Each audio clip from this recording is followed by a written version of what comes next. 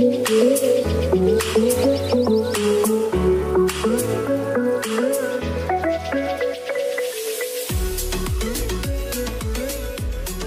bismillahirrahmanirrahim. Assalamualaikum warahmatullahi wabarakatuh.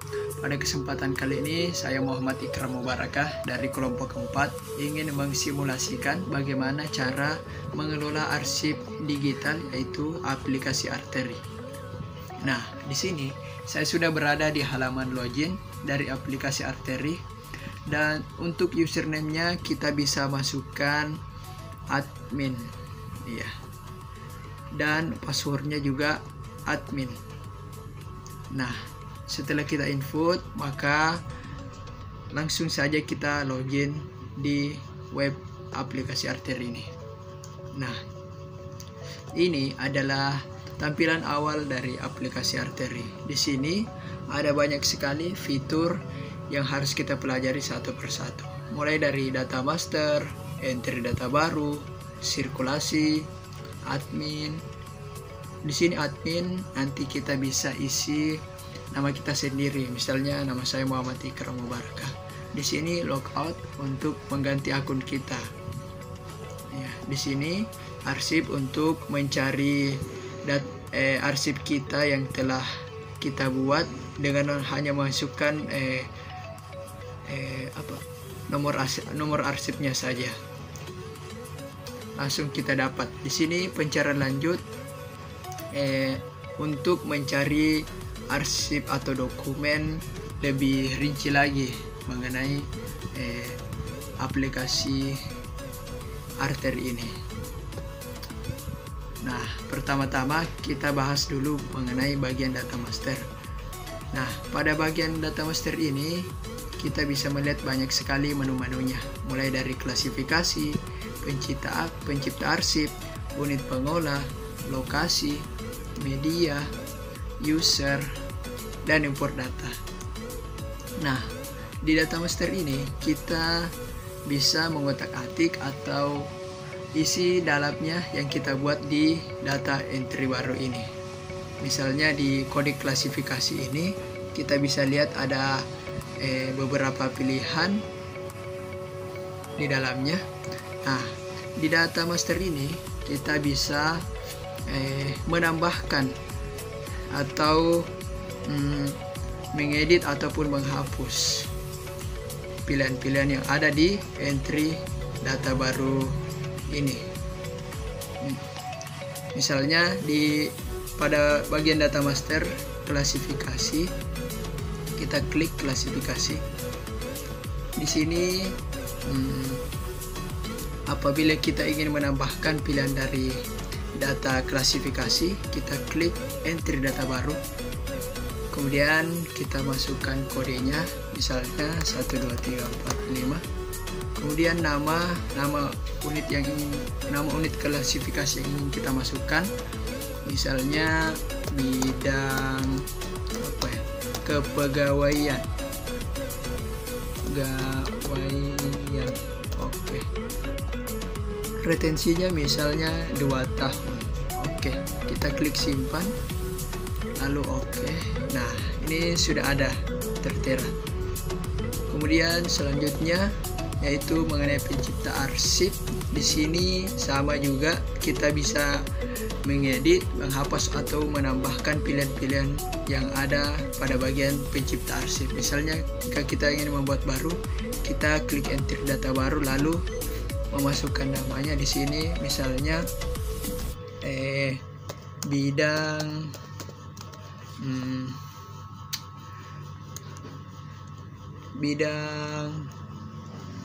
pengelola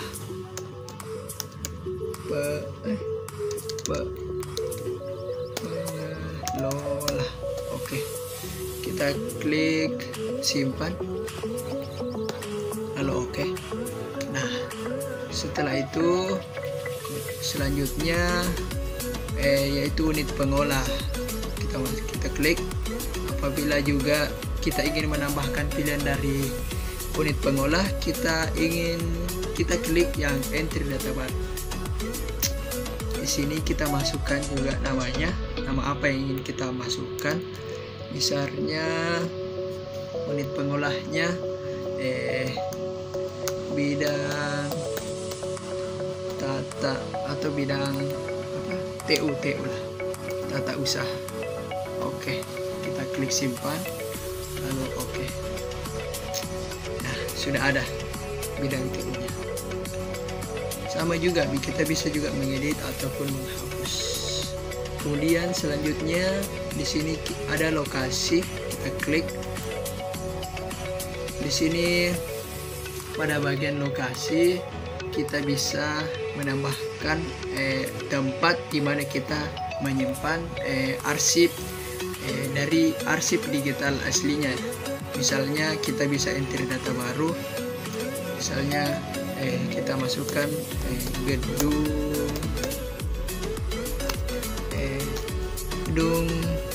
1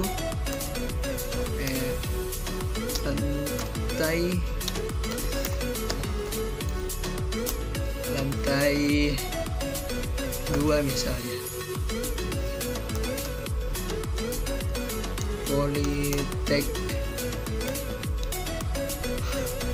Teknik Setialan. Oke.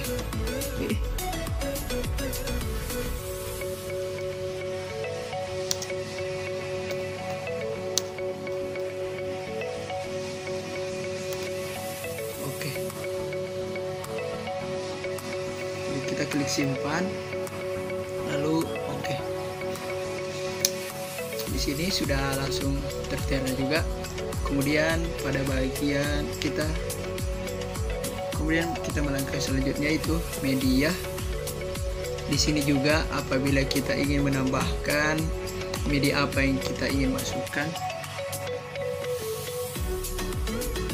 di sini kita klik enter data baru. Misalnya dokumen. Nah,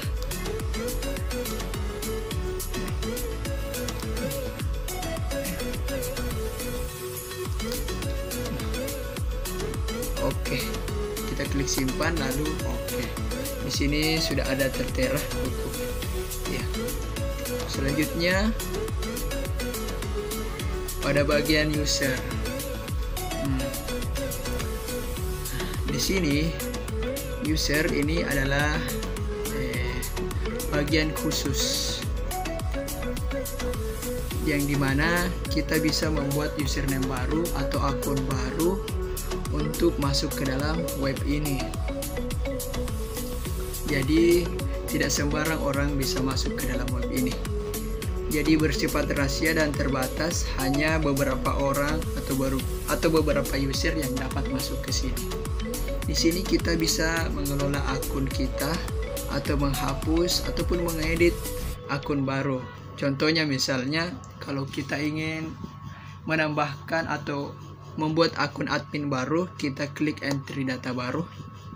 Kemudian kita masukkan username-nya, misalnya nama saya Muhammad Ikram. Kemudian passwordnya 12345 misalnya. Konfirmasi password juga 12345. Oke. Hak aksesnya di sini misalnya seperti saya menambahkan admin sebagai admin. Ya. Hak akses modul di sini kita centang semua karena hak aksesnya sebagai admin.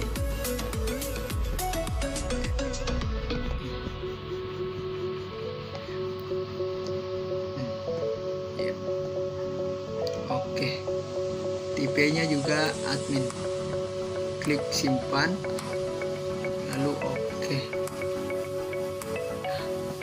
Nah, di sini sudah tertera username atau akun yang kita telah buat tadi. Nah, di sini pada bagian tipe ini kosong. Biasanya saya pernah coba membuat akun admin tetapi kosong. Di sini tipenya kosong. Setelah kita login atau mengklik atau ingin memasukkan data baru itu tiba-tiba keluar sendiri. Jika nama admin tidak tertera di sini, maka kita bisa mengedit di sini yaitu 12345. Oke, kita klik lagi tipenya, yaitu admin. Oke, di sini kita simpan, lalu oke. Nah, di sini adminnya sudah ada, jadi tidak ada lagi masalah dari akun admin ini.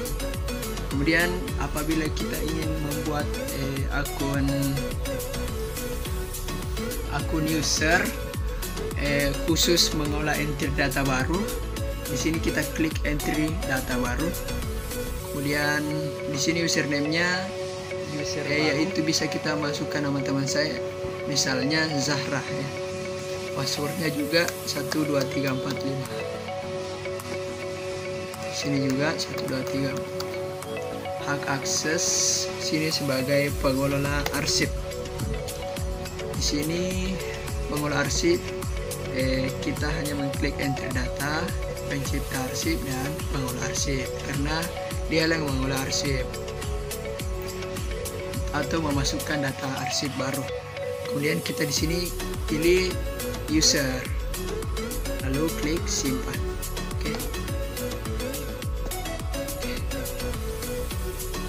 Oke, save. Di sini juga belum tertera tipenya user. Kita klik edit lagi.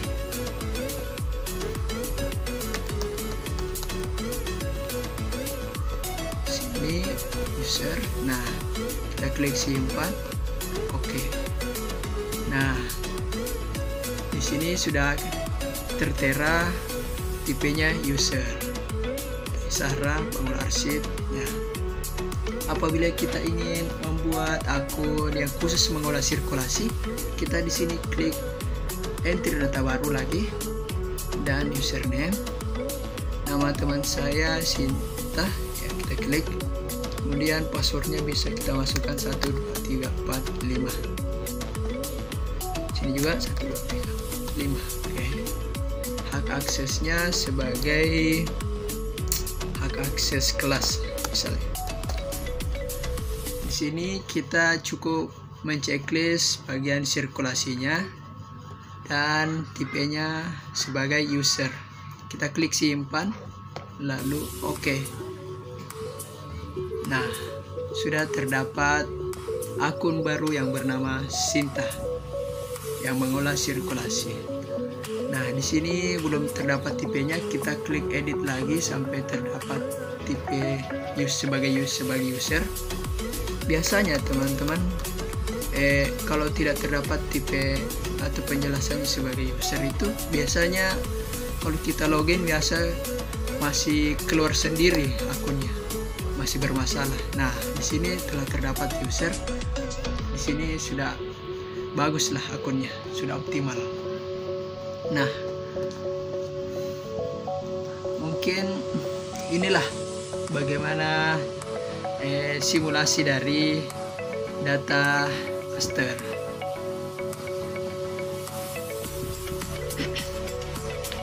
Nah, di sini saya sudah membuat admin dengan nama saya Muhammad Ikram. Kita klik logout, kita coba. Oke. Kita masukkan nama tadi, saya misalnya admin. Kita login. Nah, di sini sudah optimal akunnya. Sudah sesuai. Oke. Mungkin itu saja penjelasan mengenai simulasi dari data master. Selanjutnya pada bagian entry data baru, saya persilahkan kepada Aulia Azhar. Terima kasih. Assalamualaikum warahmatullahi wabarakatuh. Saya Aulia Azhara. Pada kesempatan kali ini, saya akan mensimulasikan mengenai entry data baru. Oke, pertama-tama kita login terlebih dahulu menggunakan akun user yang telah kita buat. Setelah itu muncul tampilan awal seperti ini. Nah, kita klik entry data baru. Nah, di sini kita menginput data arsip maupun data-data penting kita melalui web arteri arsip ini dengan membuat database baru. Di arsip arteri ini, dia menyediakan tempat untuk menyimpan data dalam bentuk digital. Jadi, kita tidak perlu lagi menyimpan dalam sebuah kertas. Nah, di sini kita bisa lihat ada nomor arsip, tanggal penciptaan, dan lainnya. Nah, kita coba klik pada nomor arsip, contohnya 1, 2, 3, 4, 5. Lalu tanggal penciptaannya, contohnya kita bisa masukkan tanggal atau hari. Kemudian bagian pencipta arsip, contohnya kita bisa masukkan misalnya si Ikram. Lalu pengolahannya, contohnya kita bisa masukkan unit arsip kepegawaian. Lalu bagian kode klasifikasi, kita bisa masukkan misalnya pengembangan pegawai. Kemudian bagian uraiannya kita bisa masukkan seperti keterangannya, misalnya dokumen kepegawaian. Baik, lalu lokasi arsip. Nah, bagian lokasi arsip ini kita memasukkan di mana letak arsip kita berada, misalnya di gedung lantai 3 Politeknik STI Yalan Makassar. Jadi selain menyimpan arsipnya, kita bisa mengetahui di mana lokasi arsip kita yang lalu. Kemudian jenis media. Di sini kita bisa memilih jenis media apa yang ingin kita simpan. Misalnya kita pilih dokumen. Terus keterangan keaslian. Di sini apabila dokumen asli yang ingin kita masukkan, maka pilih asli. Lalu jumlah. Di sini kita bisa masukkan misalnya 1. Kemudian nomor box. Di sini kita bisa masukkan misalnya 0101. Lalu choose file. Di sini kita bisa masukkan dokumen apa yang mau kita masukkan. Misalnya tugas kelompok 4 SIM. Lalu klik simpan. Nah, ketika sudah disimpan, di sini sudah tertera apa yang kita sudah input tadi. Apakah sudah benar atau belum? Jadi kalau misalnya sudah benar, kita bisa kembali ke menu awal. Kalau misalnya masih ada yang typo atau salah input, kita bisa klik edit arsip. Jadi di sini kita sudah memasukkan data yang benar, maka kita bisa kembali ke menu awal. Mungkin itulah tadi penjelasan mengenai entry data baru. Selanjutnya sirkulasi akan dijelaskan oleh Andi Nursinta. Assalamualaikum warahmatullahi wabarakatuh. Saya Andi Nursinta. Pada kali ini saya akan menjelaskan mengenai bagian sirkulasi. Nah, di sini untuk bagian sirkulasi, di bagian sirkulasi seperti ini, perpustakaan meminjam buku. Nah, sirkulasi ini adalah tempat di mana kita bisa memanajemenkan barang pinjaman seperti siapa yang meminjam, keperluan itu apa, dan meminjamnya kapan dan kembalinya juga kapan. Nah, pertama kita klik sirkulasi, lalu kita klik peminjaman barang baru. Nah, di sini kita bisa memasukkan nomor arsip, misalnya 12345. Nah, lalu username peminjamnya yaitu namanya misalnya Zahra. Lalu alasan keperluan meminjamnya, di sini kita bisa memasukkan alasan dari Zahra melakukan peminjaman misalnya untuk belajar ilmu baru. Lalu tanggal meminjamnya kita bisa masukkan tanggal hari ini, tanggal 14. Lalu tanggal harus kembalinya misalnya 2 hari ke depannya, yaitu tanggal 16. Nah, setelah itu disimpan dan nanti di sini terlihat hasil yang kita telah input tadi. Jadi mungkin itulah tadi penjelasan mengenai bagian aplikasi arteri atau sirkulasi dari kelompok 4. Semoga bermanfaat, dan apabila terdapat kesalahan kata dalam proses belajar, dan saya akhiri wabillahi taufiq wal hidayah. Wassalamualaikum warahmatullahi wabarakatuh.